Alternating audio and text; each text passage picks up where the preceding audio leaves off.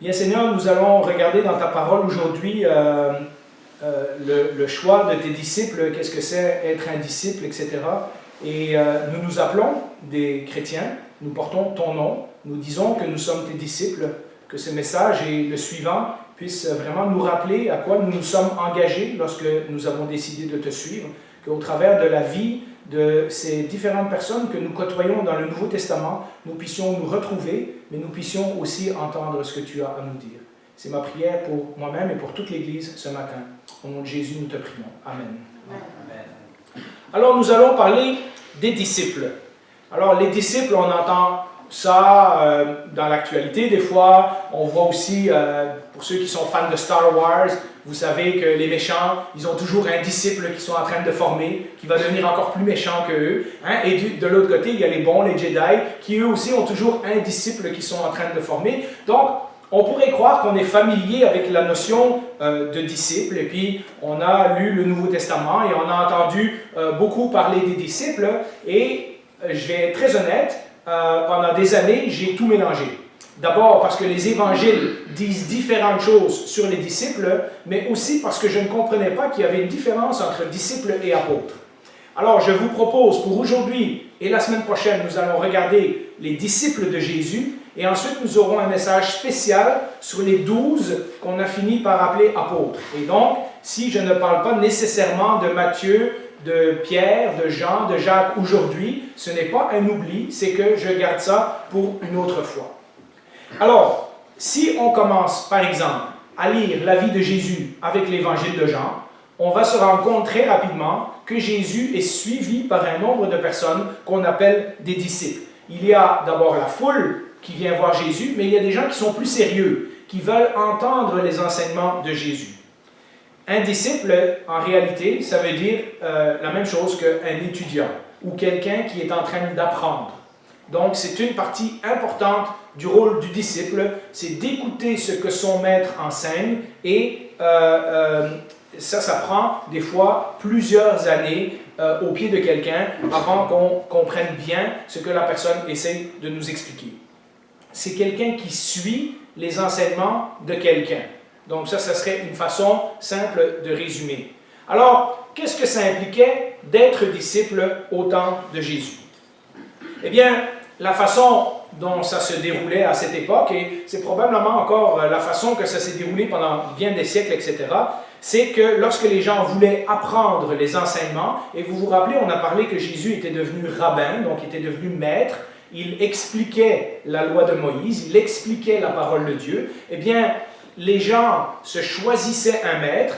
Si, par exemple, ils avaient rencontré quelqu'un qui était impressionnant ou quoi, eh bien, ils choisissaient de le suivre pendant un certain temps, c'est-à-dire de suivre ses enseignements, pas nécessairement de le suivre physiquement, mais donc, ils allaient auprès de ce maître-là, ils s'asseyaient, ils écoutaient, on n'avait pas des cahiers comme aujourd'hui, donc il fallait beaucoup de mémorisation, et c'est pour ça aussi qu'il fallait, pour ça que Jésus va répéter des choses à plusieurs reprises. C'était pour que les disciples puissent mémoriser. Et donc, ces gens-là s'engageaient pour une certaine période de temps à écouter ce que le maître avait à dire. Ils apprenaient dans ses enseignements. Donc, il n'y avait pas des écoles de théologie comme aujourd'hui. Et les gens, donc, se choisissaient un maître. Et écoutez bien ce que je dis, parce qu'on va voir qu'il y a une différence avec les apôtres. C'est les disciples qui choisissaient leur maître. Okay? Donc, quelqu'un décidait de suivre quelqu'un et le maître acceptait comme ça que des gens le suivaient. Alors, les évangiles nous disent que Jean-Baptiste avait des disciples. Nous lisons ça dans Luc, chapitre 11, verset 1. Jésus priait un jour dans un certain endroit. Quand il eut fini, un de ses disciples lui dit « Seigneur, enseigne-nous à prier, tout comme Jean l'a enseigné à ses disciples. » Donc, nous savons, d'après ce texte, que Jean-Baptiste avait des disciples. Donc, ce n'est pas Jean-Baptiste qui a recruté des disciples, c'est des gens qui ont entendu le message de Jean et qui ont décidé que c'était un bon message et qui ont décidé de rester avec Jean pour écouter ses enseignements. Mais vous seriez peut-être surpris d'apprendre que les pharisiens aussi avaient des disciples. Regardez ce que Marc 2, 18 nous raconte. Les disciples de Jean et les pharisiens jeûnaient. ils vinrent dire à Jésus, « Pourquoi les disciples de Jean et ceux des pharisiens jeûnent-ils, tandis que tes disciples ne jeûnent pas? » Donc, il y avait ces pharisiens qui étaient des enseignants de la loi. Eh bien, il y avait des gens qui suivaient les enseignements des pharisiens.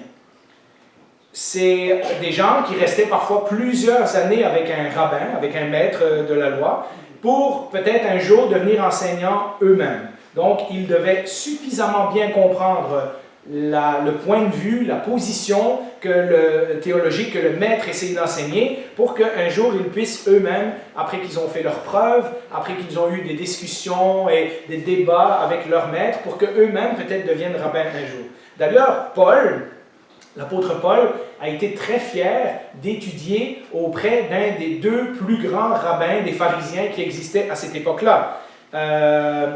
Dans Actes 22:3, lorsqu'il se trouve en procès devant le gouverneur Félix, il raconte ceci. « Je suis juif, né à Tarse en Cilicie, mais j'ai été élevé à Jérusalem et formé aux pieds de Gamaliel. » Et Gamaliel, c'était un des deux grands rabbins du judaïsme à cette époque-là, un pharisien d'ailleurs, dans la connaissance exacte de la loi héritée de nos ancêtres. J'étais plein de zèle pour Dieu, comme vous l'êtes tous aujourd'hui.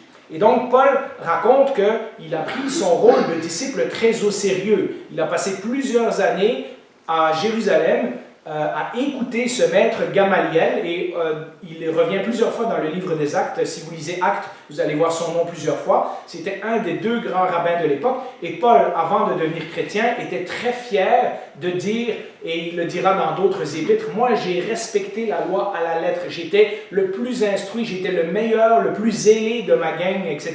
Mais pour le nom de Christ, j'ai considéré tout ça comme des poubelles. » Comme une perte de temps. J'ai tout laissé ça tomber, ma réputation, mes années d'enseignement, etc., parce que la connaissance de Christ était plus excellente. Et donc, nous voyons que les disciples, ce n'est pas quelque chose que Jésus a inventé, ce n'est pas quelque chose qui a été inventé par les auteurs du Nouveau Testament, c'est quelque chose qui se faisait à cette époque-là. Les gens suivaient les enseignements de quelqu'un, etc. Mais nous verrons qu'à la différence de ce que les autres maîtres faisaient avec leurs disciples, Jésus va faire des choses très, très, très particulières. Jésus n'est pas intéressé seulement à avoir des followers, comme on dirait aujourd'hui. Vous savez, des gens qui s'abonnent à votre compte Instagram ou compte YouTube, etc. Jésus voulait des gens dont il peut transformer la vie et qu'il va préparer pour une mission. Mais ça, on va en parler un peu plus tard. Et donc, la différence avec Jésus, c'est que Jésus a un objectif très précis d'avoir des disciples. Ce n'est pas simplement des groupies qui suivent Jésus, parce qu'ils trouvent que son enseignement est bon, etc. Jésus est très intentionnel avec les gens qui sont ses disciples. Alors, ça a bien dû commencer quelque part. Ça a commencé avec les premiers disciples. Nous avons dit, quand nous avons parlé que Jésus était devenu un enseignant et que sa réputation s'était vite répandue, eh bien, nous avons dit que si Jésus parlait si bien, c'est pas étonnant que des gens ont commencé à le suivre. Ils ont entendu ce que Jésus disait, ça faisait du sens, c'était beau, c'était avec autorité, il avait l'air de parler de la part de Dieu et des gens ont commencé à le suivre.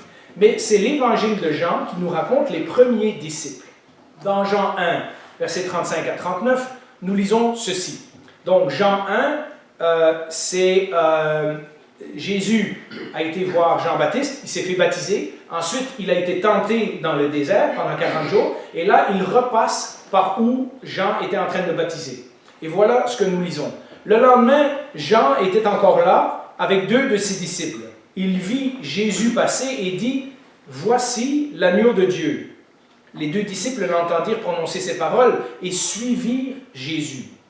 Donc, c'est des disciples de Jean qui décident que maintenant ils vont suivre Jésus. Jésus se retourna et voyant qu'ils le suivaient, il leur dit « Que cherchez-vous » Il leur répondit « Rabbi ou maître, où habites-tu » Venez, leur dit-il, et voyez. Et donc, Jésus les amène avec lui, etc. Ils y allèrent donc, virent où il habitait et restèrent avec lui ce jour-là. C'était environ 4 heures de l'après-midi. Donc, ils ont peut-être passé la soirée avec Jésus, ils ont peut-être mangé avec lui, etc., on ne sait pas. André, le frère de Simon-Pierre, était l'un des deux qui avait entendu les paroles de Jean et qui avait suivi Jésus. Vous savez, quand on a fait l'introduction à l'évangile de Jean, je vous ai dit que Jean est celui qui ne se nomme jamais dans son évangile. Eh bien là, ça dit, un des deux qui était là était Simon-Pierre, était le frère de Simon-Pierre. Eh bien, automatiquement, on pense que le deuxième, c'est Jean. Il ne se nomme pas, mais il dit, il y a deux disciples qui ont suivi. On va voir plus tard que Jean va faire partie des disciples de Jésus, etc. Ils avaient suivi Jean-Baptiste. Ils avaient entendu le message de Jean-Baptiste, et pensez-y, ils sont en Galilée, ce sont des pêcheurs, mais ils ont entendu qu'un gars en Judée baptisait, et ils s'en vont en Judée pour écouter le message de Jean-Baptiste. Probablement aussi pour se faire baptiser par lui, etc. Et lorsqu'ils rencontrent Jésus, et que Jean-Baptiste leur dit, vous savez tout ce passage où il dit, moi, lui, il faut qu'il monte, que moi je diminue, etc. Il dit, moi je suis le messager, mais je vous ai dit, il y en a un autre qui vient après moi, qui va vous baptiser de l'Esprit, etc., etc. Eh bien, tout ça, ça se passe dans le début de l'évangile de Jean. Eh bien, eux, ils sont allés suivre Jean-Baptiste, et Jean leur a dit, non, non, non, c'est pas moi que vous devez suivre, voici l'agneau de Dieu. Et donc, ces deux-là ne font ni une ni deux, ils cherchent le Messie, et donc, lorsque Jean leur indique que c'est lui, eh bien, ils décident de le suivre. Et donc, nous voyons que dès le début, donc, rapidement après sa tentation, Jésus se retrouve avec quelques disciples. Dans la suite du chapitre, et je garde ça pour quand on va parler des apôtres, nous verrons qu'il rencontre aussi Philippe et Nathanaël, etc. Et donc, il y a un petit groupe de gens qui ont déjà passé quelque temps avec Jésus en Judée. C'est eux qui vont avec Jésus aux noces de Cana, et c'est eux qui sont là avec Jésus dans le chapitre 3 et le chapitre 4 de Jean, lorsque Jésus rencontre Nicodème et Jésus rencontre la Samaritaine. Et donc, si vous trouvez que des fois il y a des conflits, eh bien, ça explique. Il y a des gens qui ont rencontré Jésus avant les autres. Jésus n'a pas rencontré les 12 tous en même temps. Il y a des gens qui ont connu Jésus avant. Donc, il y a quelques personnes, dont André et Jean et Simon-Pierre, qui sont les premiers disciples de Jésus. Alors, cela m'amène à la prochaine question. Est-ce qu'il y en a seulement 12? Lorsqu'on visite, par exemple, des cathédrales, des églises catholiques, lorsqu'on regarde la peinture du Moyen-Âge, etc., on voit souvent, encore aujourd'hui, vous rentrez dans une cathédrale et vous verrez, avec les statues de Marie et de Jésus, etc., vous verrez très souvent 12 apôtres qui sont mis de façon proéminente. Ils sont soit presque tout en haut, ou en tout cas, ils sont mis au centre de l'église ou de la cathédrale. Et donc, avec notre culture judéo-chrétienne, on s'est habitué à croire que disciples et apôtres, c'était la même chose. Et donc, on pense qu'il n'y en avait que 12, les 12 qui suivaient Jésus, les 12 dont on connaît les noms, etc., etc. Et pourtant, Jésus avait beaucoup plus que 12 disciples. Alors, je vous l'ai dit, la prochaine fois, on va parler des apôtres. Ça, c'est les 12 apôtres. Mais il y avait aussi beaucoup de disciples. Donc, des gens qui suivaient Jésus pour entendre ses enseignements, il y en avait beaucoup plus que juste les 12 que l'on connaît. Regardons ce texte dans Marc chapitre 3, versets 31 à 35. Sa mère et ses frères arrivèrent donc, ils se tenaient dehors et l'envoyèrent appeler. Probablement parce qu'il y a tellement de monde dans la maison de Jésus à Capernaum qu'ils ne sont pas capables de rentrer. Donc il dit, hey, allez dire à Jésus qu'on est là. La foule était assise autour de lui et on lui dit, voici ta mère et tes frères et sœurs sont dehors et te cherchent. Il répondit, qui est ma mère et qui sont mes frères? Puis il promena le regard autour de lui, sur ceux qui étaient assis tout autour de lui et dit, voici ma mère et mes frères. En effet, celui qui fait la volonté de Dieu, celui-là est mon frère, ma sœur et ma mère. Et donc, nous apprenons en lisant ce texte-là que d'abord, non seulement la famille proche de Jésus ne fait pas partie de ses disciples, puisqu'ils pensent que Jésus ne va pas bien, et ils sont venus pour le reprendre, et ça va prendre très longtemps avant que les membres de sa famille se convertissent et décident de le suivre. Mais nous apprenons aussi dans le texte qu'il y a également des femmes et des gens de différents âges, puisqu'il dit, voilà ma mère, mes frères, mes sœurs, etc. Et que Jésus s'identifie avec ceux qui font la volonté de Dieu et non pas ceux qui ont des relations familiales avec lui. Nous comprenons à ce moment-là pourquoi dans les enseignements de Jésus, il va si souvent parler du fait que le suivre peut créer des conflits dans notre propre famille. Vous vous rappelez dans Matthieu 10, 37, C'est un verset qu'on n'aime pas tellement, mais mis dans ce contexte-là, on comprend maintenant ce que Jésus veut dire. Dans Matthieu 10, 37, et il est répété dans Luc et dans Marc, « Celui qui aime son père ou sa mère plus que moi n'est pas digne de moi. » C'est-à-dire, si tu veux être mon disciple, ça se peut que tu rencontres de l'opposition dans ta famille.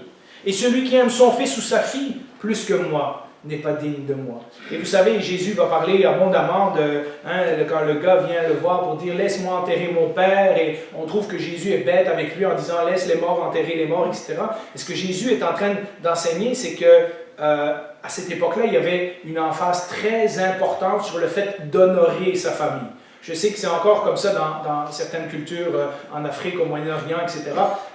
Il faut qu'on ait un respect pour ses parents, mais presque exagéré. On ne peut pas prendre aucune décision sans que les parents soient d'accord, etc., etc. Et donc, on fera tout pour honorer ses parents, y compris parfois faire des promesses. Moi, j'ai entendu des témoignages de gens qui avaient promis à leurs parents, qui étaient par exemple musulmans ou autres, et qui avaient promis à leurs parents sur leur lit de mort qu'ils ne changeraient pas de religion. Parce que l'honneur des parents est tellement important, on en a presque fait une idolâtrie, qu'on ne veut pas, on ne veut pas leur briser le cœur. Or, ce que nous constatons dans les évangiles, c'est que de suivre Jésus, ça va parfois briser nos relations familiales. Jésus lui-même n'a pas été en bon terme avec ses frères et avec sa mère pendant une bonne partie de son ministère. À un moment donné, ils ont cru qu'il était fou. À un moment donné, ils ont cru qu'il était possédé. Plusieurs fois, ils ont dit et ils ont fait des choses un peu bizarres. Ce n'est pas que Jésus ne veut pas qu'on honore sa famille, c'est un des commandements. Mais pour Jésus, obéir à l'appel de Dieu est plus important que l'honneur que nos parents pourraient exiger de nous. Parce que vous savez que parfois, les parents exagèrent, ils en demandent trop. Il y a des gens qui ne veulent pas laisser leurs enfants prendre de décisions, etc., etc.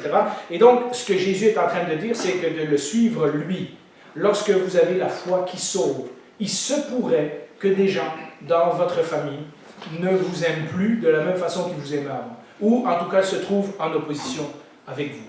Donc ce passage nous dit non seulement que la famille de Jésus n'était pas parmi ses disciples, donc on ne peut pas dire que Jésus a parti une secte dans sa maison, mais en plus il y avait différentes personnes et il y avait des femmes. Un autre passage qui nous parle des femmes disciples, et oui, c'est dans le Nouveau Testament, Luc 8, versets 1 à 3. Ensuite, Jésus alla de ville en ville et de village en village, donc là il est probablement en Galilée. Il prêchait et annonçait la bonne nouvelle du royaume. Les 12 l'accompagnaient, donc on va parler de ça dans quelques semaines. Il y a un cercle particulier à Jésus, ce sont les 12 apôtres, avec quelques femmes qui avaient été guéries d'esprits mauvais et de maladies. Marie, dite de Magdala, donc ça c'est le village où elle vient, dont étaient sortis 7 démons. Écoutez bien ceci, Jeanne ou Johanna, femme de Chouza, l'intendant d'Hérode. Donc celui qui s'occupait de tous les biens, d'administrer tous les biens du roi Hérode, eh bien Suzanne et beaucoup d'autres qui le servaient en l'assistant de leurs biens. Dans ce texte, nous voyons donc qu'il y a également des femmes disciples. Il y a des femmes qui suivent Jésus. Il y a des femmes qui veulent écouter ce que Jésus a à dire, et même des femmes d'un certain statut social, parce que Jeanne, la femme de l'intendant d'Hérode, c'est la femme d'un gars qui a un poste très haut placé auprès du roi Hérode. Probablement quelqu'un qui était très riche, quelqu'un qui avait des serviteurs, donc on n'imagine pas du tout que Jeanne a suivi Jésus pour faire la vaisselle et pour laver son linge. Ça dit, il l'assistait de leurs biens. Donc il y a des femmes qui ont des moyens financiers considérables et qui sont prêts à soutenir le ministère de Jésus, puisque Jésus va de ville en village, etc., et qu'il faut de temps en temps acheter de la nourriture et de temps en temps trouver des endroits pour dormir. Eh bien, il y a des gens parmi les disciples de Jésus qui contribuent aussi financièrement à soutenir ses déplacements et son ministère. Imaginez pour Jeanne, la femme de l'intendant d'Hérode, quelle difficulté ça peut représenter. Hérode, c'est celui qui, dans pas longtemps, va faire couper la tête à Jean-Baptiste. Son intendant, c'est-à-dire celui qui s'occupe de gérer tous les biens qui appartiennent à Hérode, donc quelqu'un d'une extrême confiance, parce qu'on ne confie pas sa richesse à quelqu'un à qui on ne fait pas confiance, son intendant, sa femme, elle est disciple de Jésus. Vous imaginez, là on parlait tantôt du choc parfois qu'on a dans nos familles, mais imaginez là ce Hérode qui a fait décapiter Jean-Baptiste, et elle fait partie de cette cour de Hérode, et elle est disciple de Jésus. D'ailleurs, il y a un épisode, en feuilletant les évangiles, vous le trouverez, il y a un épisode où ça parle de cette situation. Hérode entend parler de Jésus, et il se demande est-ce que c'est Jean-Baptiste, et pourtant je l'ai fait décapiter, et il veut rencontrer Jésus, et Jésus dit non, je ne veux rien avoir à faire avec Hérode, mais on en reparlera un peu plus tard. Et donc, on a parlé des disciples, on a parlé des femmes, maintenant parlons quelques minutes du statut social.